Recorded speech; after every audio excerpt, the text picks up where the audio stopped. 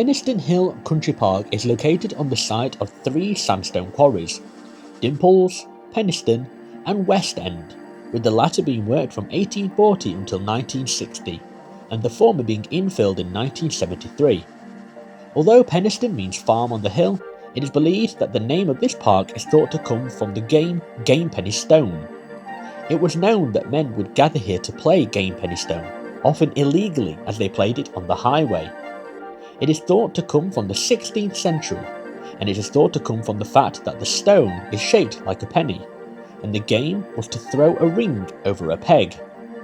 Talking of games, every year since 1994 on New Year's Eve, there's a 6-mile fell race that starts here.